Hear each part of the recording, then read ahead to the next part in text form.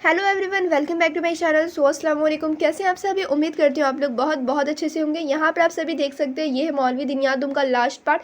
इसमें मैं आप सभी को पूरा कंप्लीट सब्जेक्टिव क्वेश्चन कराने वाली हूँ। जितने क्वेश्चन वीवीआई हैं वही कराऊंगी, कोई भी फालतू क्वेश्चन नहीं कराऊंगी, एक्स्ट्रा क्वेश्चन नहीं कराऊंगी।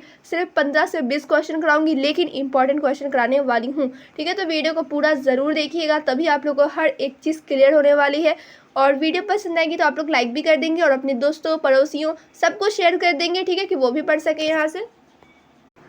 तो यहाँ पे आप लोग देखिए कुछ क्वेश्चन जो ज़्यादा इंपॉर्टेंट है, यहाँ पे मैं क्वेश्चन बताने वाली हूँ। क्वेश्चन किस टाइप से पूछे जाएंगे वो बताने वाली हूँ, और इसमें से भी जो एकदम ज़्यादा इंपॉर्टेंट है, जो डायरेक्ट एग्जाम में आ सकता है, ठीक है, जो आया हुआ है पहले और आने का ज़्यादा चांस है, वो बताऊँगी। ठीक है, तो आप लोग वीडियो को बस पूरा ज़रूर देखिए। आप लोग क्या करते हो, वीडियो को पूरा नहीं देखते हो, स्किप करके चले जाते हो। सो आप लोग को वीडियो को पूरा ज़रूर देखना है। तो यहाँ पर आप लोग देखिए सवाल 1, बै सर्फ की तारीफ़ कीजिए। ठीक है, तो जितना हो सके बै के बारे में पढ़ लो, बहुत ही ज़्यादा अच्छा होगा, क्योंकि एग्ज़ाम में इससे डायरेक्ट सवाल बनते हैं। ठीक है, ऑब्जेक्टिव में भी बनेंगे, सब्जेक्टिव में भी बनेंगे।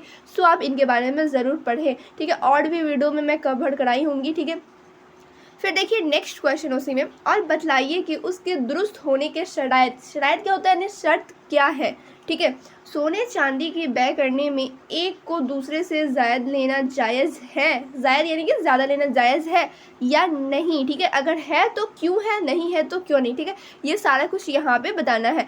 अगर उसमें एमा का इख्तिलाफ हो तो उसको भी तहरीर कीजिए। ठीक है, अगर है तो तहरीर करना है, नहीं है तो नहीं करना है। ठीक है, तो नीचे यहाँ पे आप सभी देख सकते हैं, इसके आंसर्स दिए हुए हैं। ठीक है, यहाँ पे आप लोग जो देख रहे हो इसके आंसर है, तो आप लोग जल्दी से वीडियो को पॉज करिए यहाँ पे और सारे आंसर रीड कर लीजिए। मैं बोलूँगी और ख़ुद से जो पढ़ोगे आप लोग वो ज़्यादा समझ में आएगा। तो आप लोग यहाँ पे वीडियो को पॉज करके रीड कर सकते हैं, देन आप लोग दूसरा क्वेश्चन पे आइएगा। ठीक है, तो मैं मान लेती हूँ आप लोग वीडियो को पॉज करके रीड कर लिए होंगे। अब यहाँ पे देखिए सवाल 2, बैसलम की लग़वी और इस्तिलाही तारीफ़ कीजिए। एक ये क्वेश्चन हो गया, और उसी में देखिए दूसरा क्वेश्चन है, और ये बताइए कि बैसलम किन चीज़ों में और कब जायज़ है और किन चीज़ों में कब जायज़ नहीं है, और बैसल्लम की सेहत के लिए क्या शराइत यानी कि शर्त है, और उसमें एमा का क्या इख्तिलाफ है।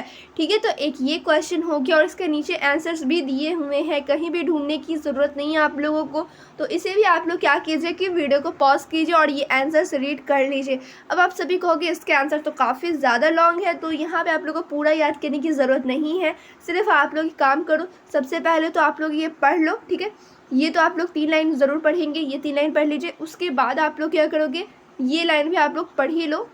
ठीक है, पढ़ लेंगे तो दिमाग में फिट हो जाएगा कि हाँ ऐसे वैसे होता है। तो उसमें से 5 लाइन आप लोग पढ़े रहोगे, नहीं भी याद रहेगा, 2 लाइन 3 लाइन याद तो आ जाएगा, तो आप लोग लिख सकते हैं। ठीक है, फिर यहाँ पे आप लोग देखिए नीचे यहाँ पे 6-7 पॉइंट है। ठीक है, लेकिन सातों लिखने की ज़रूरत नहीं है, 4 लिख देंगे आप लोग, हो जाएगा। ठीक है, ज़्यादा लिखने की ज़रूरत नहीं, लेकिन हाँ सातों ज़रूर पढ़िए। आप लोग सातों पढ़े रहेंगे तब आप लोगों को कुछ तो कुछ याद रहेगा। 3-4 पॉइंट वहाँ पे एग्जाम में याद रहेगा, तो आप लोग 3-4 पॉइंट तो कम से कम लिख सकते हो। अब 4 ही पढ़ोगे, वहाँ पर भूल गए, 1-2 याद रहेगा तो फिर हो गया। तो इस तरीके से आप लोग को नहीं करना। अब मैं लेकर चलती हूँ नेक्स्ट क्वेश्चन की तरफ। क्वेश्चन 3, आर्या की लग़वी और शरई तारीफ़ कीजिए और बताइए कि आर्या की शरई हैसियत क्या है। ठीक है, ये किन अल्फाज से मुनक़द होता है, और मेड़ पर आर्या के हलाक होने के लिए ज़मान कब वाजिब होता है। ठीक है, तो यहाँ पे आप लोग देखिए नीचे इसके आंसर्स दिए हुए हैं। सबसे पहले तो आप लोग को ये रीड करनी है, देन आप लोग यहाँ पर देख सकते हैं 10 ज़िल अल्फाज से आर्या जायज़ होता है। जो नीचे दिया हुआ है इन सभी से आर्या जो है जायज़ होता है। तो यहाँ पर देखिए आप लोग अरबी में पहले लिखा हुआ है, फिर उसका उर्दू में भी लिखा हुआ है। ठीक है, किसी किसी को अरबी में समझ में आता है तो अरबी में देख लेंगे, और जिन्हें उर्दू में समझ में आती है तो उर्दू में भी यहाँ पे लिखा हुआ है। ठीक है, फिर यहाँ पे देखिए दूसरा सवाल क्या है, सवाल 4, चांदी की ज़कात की मकदार निसाब क्या है। ठीक है, एक ये सवाल हो गया। उसके बाद उसी में सवाल कह रहा है उसकी ज़कात कैसे निकालेंगे। ठीक है, इख्तिलाफ़ एमा के साथ लिखें। तो यहाँ पर आप लोग देखिए नीचे यहाँ पे लिखा हुआ है, यहाँ पे आप लोग को यहाँ से यहाँ तक रीड करने की सख्त ज़रूरी है। ठीक है, और ये आप लोग रीड कर लेंगे तो आप लोग को दोनों के आंसर्स मिल जाएगा इसी में।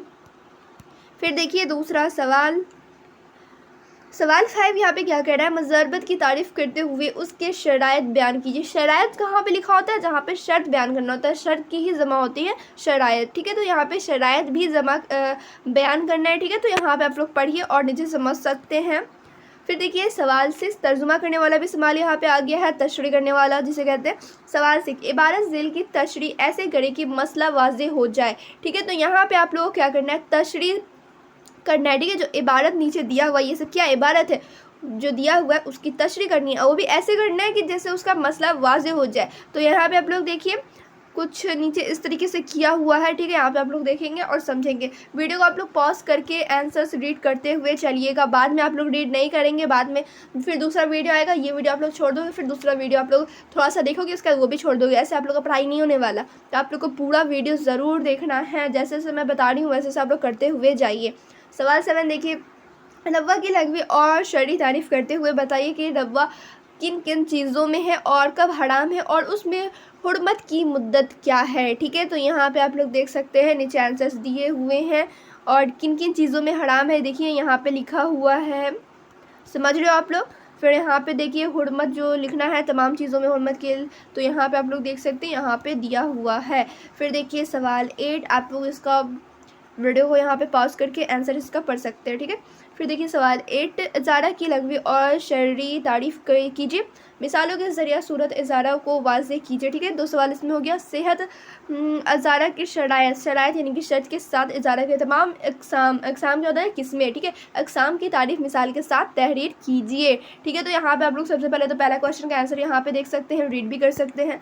फिर देन देखिए आप लोग दूसरे क्वेश्चन का आंसर, ठीक है, यहाँ पे नीचे दिया हुआ है। फिर देखिए वहाँ पे क्वेश्चन था थर्ड क्वेश्चन, इजारा की शराइत के साथ इजारत के तमाम अक़साम, ठीक है, तमाम किस्मों की तारीफ़ करना। तो यहाँ पे देखिए 2 किस्में होती है, दोनों के नाम दिया हुआ है, उन दोनों की तारीफ़ भी यहाँ पे की हुई है। ठीक है, चलिए अब देखिए सवाल लाइन यहाँ पे क्या कह रहा है, कम से कम कितने ऊँट में ज़कात वाजिब है बताएं। नीज़ साइमा बंत फ़खाज़ और बंत लबून हक़ा और जज़ा की तशरीह करें। ठीक है, तो ये क्वेश्चन है और इन सभी का आप लोग को तशरीह करना है, एक एक का आप लोग नाम लिखोगे देन तशरीह करोगे। ठीक है, जैसे यहाँ पे आप लोग देखिए सबसे पहले तो यहाँ पे देखिए 5 ऊँटों से कम ज़कात करना है। ठीक है, 5 ऊँट से कम में ज़कात नहीं होता है। यहाँ पे पूछा था ना कम से कम कितने ऊँटों में ज़कात वाजिब है, तो 5 ऊँटों में कम से कम ज़कात वाजिब है, उससे कम में नहीं हो सकता। ये हो गया पहले क्वेश्चन का आंसर। फिर देखिए दूसरा क्वेश्चन, यहाँ पे 3-4 वर्ड्स दिया हुआ था, अल्फाज दिया हुआ था, उसका डेफिनेशन लिखना था। तो जैसे यहाँ पे देखिए अल्फाज जो ऊपर थे साइबा, ठीक है, साइबा क्या होता है उसका डेफिनेशन लिखना है। फिर देखिए दूसरा 3-4-5 अल्फाज था। ठीक है, तो सबका डेफिनेशन आप लोगों को नाम लिख कर देना है। क्लियर, समझ रहे हो आप लोग। सवाल 10 देखिए, यहाँ पे बैत वाली और मराबहा की तशरीह कीजिए और ये बताइए कि उनके सेहत के शराइत क्या हैं। अगर ख़यानत का इल्म हो जाए तो ऐसी सूरत में क्या होगा। ठीक है, इस मसले में ऐमा के इख्तिलाफ़ को वाज़ेह कीजिए। ठीक है, तो यहाँ पे आप लोग देख सकते हैं नीचे इसके भी आंसर्स दिए हुए हैं। ठीक है, तो ऊपर था 10वां क्वेश्चन। तो यहाँ पे क्वेश्चन क्या कह रहा है ये आप लोग देखिए, बेअकाला की तारीफ़ करते हुए बतलाइए कि समन और मबी के हलाक हो जाने की सूरत में अकाला सही है या नहीं। बाज़ बे के हलाक होने से बाज़ अकाला सही है या नहीं है। ठीक है, तो ये आप लोगों को वाज़ेह करना है, यहाँ पे लिखना है। तो यहाँ पे आप लोग देखिए इसका आंसर्स नीचे दिए हुए आप लोग को रीड करना है यहाँ पे भी। ठीक है, ज़्यादा लंबे तो नहीं है, फिर भी आप लोग आंसर रीड कर लेंगे वीडियो को पॉज करके। फिर देखिए नेक्स्ट क्वेश्चन सवाल 12। अब यहाँ से ज़्यादा क्वेश्चन नहीं बचे हुए, बस 5 या 6 क्वेश्चन है। ठीक है, तो यहाँ पे आप लोग जल्दी से 5-6 क्वेश्चन कर लीजिए, उसके बाद वीडियो को मैं यहाँ पे ख़त्म करूँगी। सवाल 2 आप देखिए, दर्ज ज़ेल इबारत की तशरीह कीजिए और ऐमा के इख्तिलाफ़ को वाज़ेह कीजिए। तो यहाँ पे आप लोगों को क्या करना है, तो यहाँ पे आप लोगों को तशरीह करनी है। ठीक है, तशरीह किसकी करनी है, तो इसकी करनी है। यहाँ पे आप लोग देख रहे होंगे इसका तशरीह करना है और ऐमा के इख्तिलाफ़ को वाज़ेह भी करना है। तो सबसे पहले तो आप लोग क्या करोगे, तशरीह कर दोगे। देन यहाँ पे आप लोग देख सकते हो इसी में ऐमा के इख्तिलाफ़ जो आप लोगों को लिखना है, तो यहाँ पे देख सकते हैं इसी में दिया हुआ है। ठीक है, तो आप लोग को यहाँ से यहाँ तक रीड करना है।